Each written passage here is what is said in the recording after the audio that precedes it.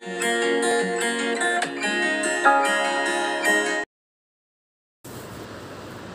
guys, welcome to our channel Key Pharmacy. Today I'm going to discuss about receptor. What is receptor? Specialized area of cell to which drug get bound.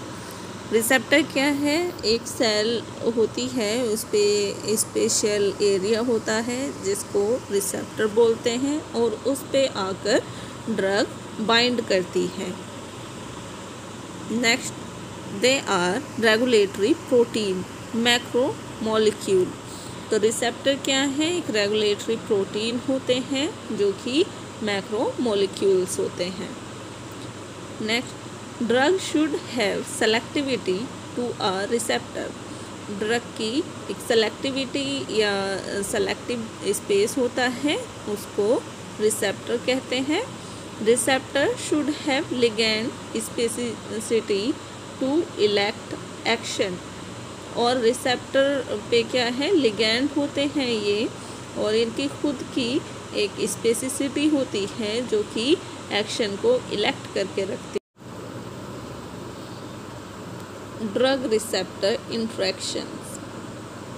Effect of drug attributed to two factors. Drug का जो effect होता है वो दो factor पे depend करता है। First, affinity. Affinity क्या होती है? What is affinity? Affinity, tendency of the drug to bind to receptor and form DR complex. DR क्या है? D for drug, R for receptor. तो यहाँ पे टेंडेंसी होती है ड्रग की कि वो रिसेप्टर से बाइंड करे और ड्रग रिसेप्टर कॉम्प्लेक्स फॉर्म करे, तो ये एफिनिटी कहलाती है। नेक्स्ट, एफिकेसी और intrinsic activity. What is efficacy और intrinsic activity? Ability of a drug to trigger pharmacological responses after forming DR complex. तो यहाँ पे ड्रग की एबिलिटी होती है जो फार्माकोलॉजिकल रिस्पॉन्स को ट्रिगर करे और ड्रग रिसेप्टर कॉम्प्लेक्स फॉर्म करे, तो ये एफिकेसी और इंट्रिंसिक एक्टिविटी कहलाती है। Next, based on affinity and intrinsic activity. तो यहाँ पे ड्रग डिपेंड करती है एफिनिटी पे और इंट्रिंसिक एक्टिविटी पे। फर्स्ट, फुल एगोनिस्ट, मतलब high affinity high intrinsic activity equal to 1। तो जितनी ज़्यादा एफिनिटी होगी उतनी ज़्यादा इंट्रिंसिक एक्टिविटी होगी। Example, methacholine on acetylcholine. तो मैथाकोलिन की हाई एफिनिटी है एसिटाइल कोलिन पर। Antagonist, only affinity no intrinsic activity, so 0। तो यहाँ पे एंटागोनिस्ट की एफिनिटी हाई है बट इसकी कोई इंट्रिंसिक एक्टिविटी नहीं है। Example, atropine on muscarinic receptors. तो एट्रोपिन की मस्करीनिक रिसेप्टर के ऊपर एफिनिटी है बट इसकी इंट्रिंसिक एक्टिविटी 0 है। आइए इसको समझते हैं with the help of diagram. Before drug, ये है हमारी सेल और ये आप देख रहे हैं ये है सेल के ऊपर रिसेप्टर साइट। अब यहाँ पे ये क्या है? Natural chemical. तो ये नेचुरल केमिकल आके हमारी रिसेप्टर साइट पे बाइंड करेंगे। अब ये बाइंड हो गए, बाइंड होने के साथ ही ये हमारी सेल की एक्टिविटी नॉर्मल सेलुलर एक्टिविटी रही, ड्रग से पहले की बात कर रहे हैं हम तब। Next, agonist drug. एगोनिस्ट क्या है? ड्रग है। ये है हमारी सेल मेम्ब्रेन और सेल, ये खाली स्पेस जो आपको शो हो रहा है ये है रिसेप्टर साइट और ये है हमारे एगोनिस्ट ड्रग। तो ये है नेचुरल केमिकल और ये जो अभी ब्लू कलर से इंडिकेट किया है ये है क्या, एगोनिस्ट केमिकल। तो ये एगोनिस्ट केमिकल यहाँ से आएंगे और रिसेप्टर साइट पे बाइंड करेंगे। तो एगोनिस्ट क्या करते हैं, ये सेलुलर एक्टिविटी को इन्हांस कर देते हैं। नेक्स्ट एंटागोनिस्ट ड्रग कौन सी होती है, ये है हमारी सेल और ये ब्लैंक स्पेस हमारा क्या है, रिसेप्टर साइट, और ये है नेचुरल केमिकल, और ये है हमारा क्या, एंटागोनिस्ट ड्रग। तो अब ये एंटागोनिस्ट क्या करेगा, रिसेप्टर साइट पे आके बाइंड करेगा और रिसेप्टर साइट पे बाइंड करने से ये नेचुरल केमिकल यहाँ पे आएंगे और ये रिटर्न हो जाएंगे।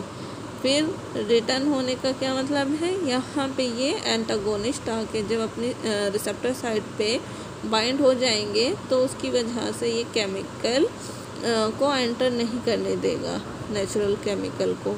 तो इसकी वजह से क्या है, cellular activity low. Receptor classification, cell surface और इंट्रासेल्युलर, दो टाइप की क्लासिफिकेशन होती है, एक तो सेल सरफेस, दूसरा इंट्रासेल्युलर रिसेप्टर। अब सेल सरफेस कौन से होते हैं, first ionotropic, second metabotropic and then ligand regulated transmembrane.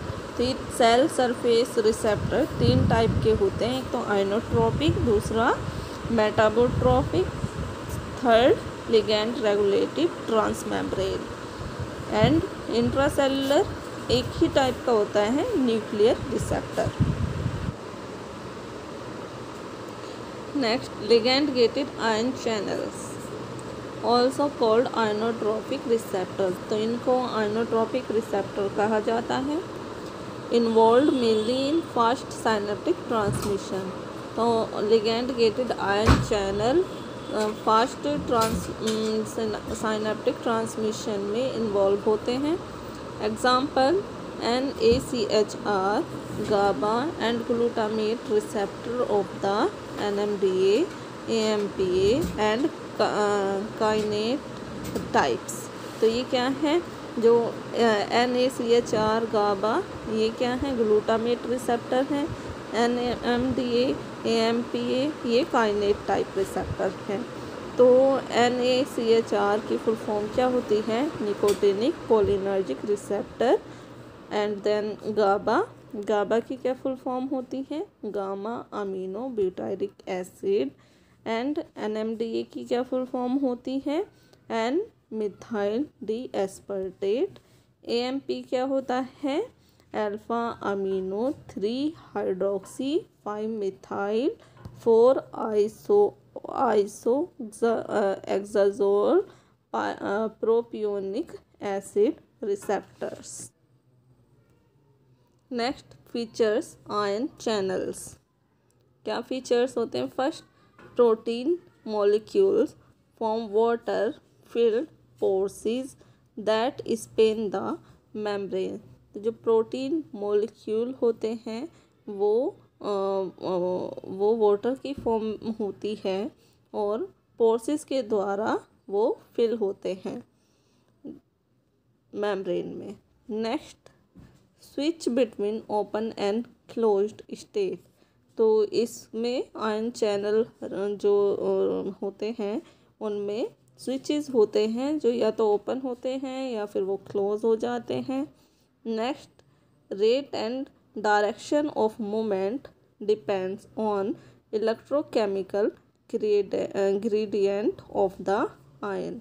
तो रेट और डायरेक्शन जो आयंस का मूवमेंट होता है उनके रेट और उनका डायरेक्शन वो इलेक्ट्रोकेमिकल ग्रेडियंट पे डिपेंड करता है। Next molecular structure. तो मॉलिक्यूलर स्ट्रक्चर कैसा होता है इनका आयन चैनल्स का, फर्स्ट लिगेंड बाइंडिंग साइट इन एक्स्ट्रा सेलुलर डोमेन। तो यहाँ पे लिगेंड बाइंडिंग साइट जो होती है वो एक्स्ट्रा सेलुलर डोमेन में होती है। नेक्स्ट 4 सब units alpha, beta, gamma and delta. तो जो आयन चैनल होते हैं उनमें 4 सब यूनिट होती हैं, एक तो alpha, beta, gamma and delta. Next alpha, beta, gamma ये pentameric structure to ligand binding site. तो अल्फ़ा, बीटा, गामा का पेंटामेरिक स्ट्रक्चर होता है, 2 लिगैंड बाइंडिंग साइट होती हैं इसकी। Next each subunit spans the membrane 4 times, all subunit form a central pores. तो जो एक सब यूनिट होती है वो मेम्ब्रेन मतलब 4 टाइम स्पेन होता है उनका, और ये ऑल सब यूनिट जो है वो सेंट्रल पोर्स में फॉर्म होती हैं। देखो एग्जाम्पल के अकॉर्डिंग ये है हमारी सेल मेम्ब्रेन।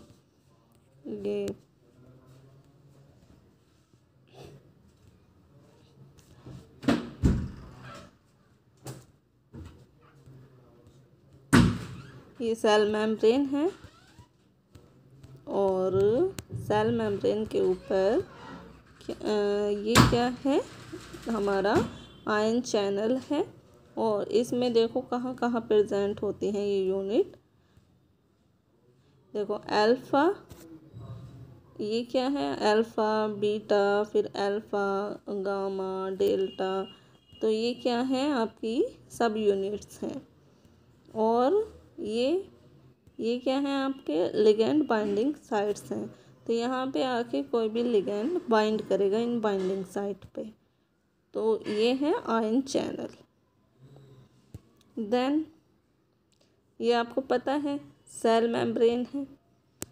सेल मेम्ब्रेन के ऊपर ये क्या है, आयन चैनल्स प्रेजेंट होते हैं, जिनसे जो हमारे सोडियम, पोटेशियम, कैल्शियम ये क्या है, आयन है। ये अंदर आते हैं फिर बाहर भी जाते हैं अगर इनकी कंसंट्रेशन ऊपर नीचे होती